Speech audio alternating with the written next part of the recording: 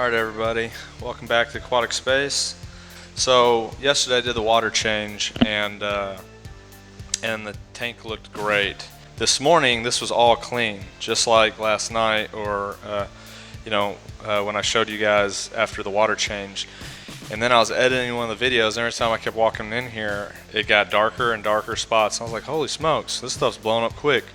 But as you can tell, the rock definitely has more algae on it, and the sand bed has algae after just doing a water change yesterday. So I know you guys are probably, some of the experienced people are yelling, high nutrient level, and yeah, I would say probably a high nutrient level. So I've slimmed down on trying to feed Penny over here. All the corals are doing pretty good. So anyways, yeah, I didn't feed them today. Trying to keep the nutrient level manageable before it gets ridiculously out of control. And I think also in the last video, yeah, you guys seen the UPS guy came, got that LED light. So this is it, and it is small, but I got it mounted. I figured I'd spare you guys installation of something like that. Now when I get to the RODI unit, I'll do probably a short video over that. For anybody who likes to watch videos and stuff, read manuals, I'll do a installation video of that RODI unit when I get around to it, because I'm out of the water that I paid for. Anyways, so like I said, I installed the LED light. It's the Chaeto light, and I'm excited to show you guys because when it turns on, I think it looks nice. Now I don't have a lens on this phone to stop the saturation. So like when this kicks on night mode and all these little blue LEDs light up and it makes all the corals look like they're neon lights at night, I can't capture that on camera right now, but I'm gonna get that lens, that way you guys can see that. Like I said, I'm not gonna let this nutrient level get out of control, but it did shock me that it looks just like this right after a water change, so I have to definitely stay on top of it. I ordered some stuff so you guys can see what I got, something to kind of combat some of that algae. So one thing I gotta say, if anybody ever from Algae Barn watches this video, this is a great box that explains. They didn't used to have these boxes, but it says Algae Barn. It has their information, and then on this back side here it kind of tells the people who's shipping it, this side up, live animals inside, so on and so forth. But what I would suggest they do is put this live animals inside on virtually every part of the box, because what happened to us today was we were waiting for this box, and I was getting excited like a kid at Christmas, and I asked my wife, I was like, can you check the email? And she checked it, and they put it in our postal deposit box down there. We're here in Georgia, and we're having a really bad heat spell right now, so it's probably about 93 degrees today in May, and it's going to be like almost 100 degrees for the next 5 days. So this thing was in that metal box. It was pretty warm. I checked the stuff already, and I opened it to make sure, that way if they were dead I could possibly talk to Algae Barn about that, but they were good. So anyways, without further ado, got another sticker. I like Algae Barn. This time I did get a Swedish fish. I didn't really cover it, I don't think, last time, or I haven't posted that video yet, but I didn't get a Swedish fish last time. I was a little sad about that after watching YouTube videos where everybody gets them, but that's all good. They just probably forgot to put it in there. They did put a cooling pack in here. I already threw it away, and so that probably kept them well. Anyways, as some of you may know, on a brand new fish tank, you're going to have algae blooms, from what I hear. It's going to happen because the tank's not cycled.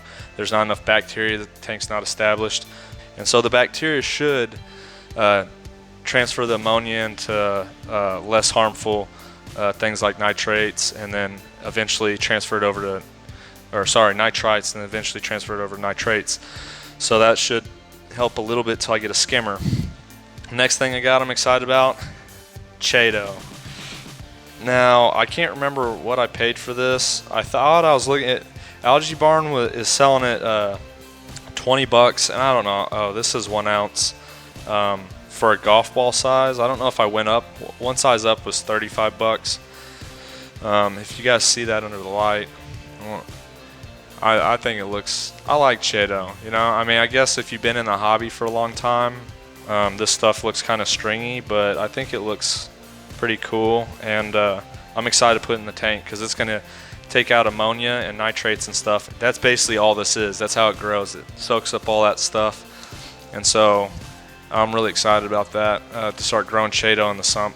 Another good thing is it's going to be a little housing for, these are TIG pods. Last one I got was 3 different type of pods. So I did a real good video of my last pod, so I'm just going to do a brief way of showing you guys. I don't know if you can see those guys bouncing around. Yeah, so you can see them moving. They're all live and kicking. So we'll put these guys in there. They're going to house in the Chaeto and the sand bed, everywhere in the refugium. We're going to put in the Chaeto. Like I said, I'm really excited about this. It's 1 ounce of Chaeto. And we will go ahead and plug in the light so you guys can see it.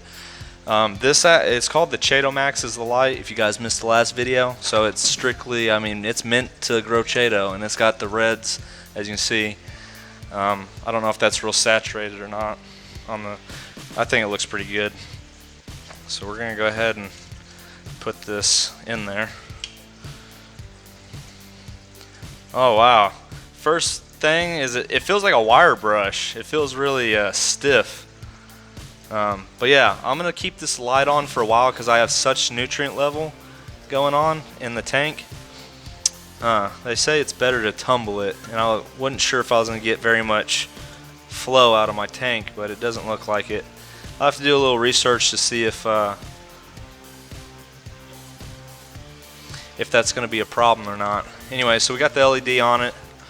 Again, this is my refugium part of the sump, and the refugium is the section where it's kind of like a miniature tank. It's for basically seeding your pods. That way your fish don't pick them off right away. They can kind of grow and culture down here and lay eggs, and you know, they'll slowly go through the whole sump, get pumped up into the main tank, and then they'll be able to be a steady little supply of food for your fish. But I'm hoping it's going to grow like that. Otherwise, I might have to get a little power head or something to tumble it down there. We'll see.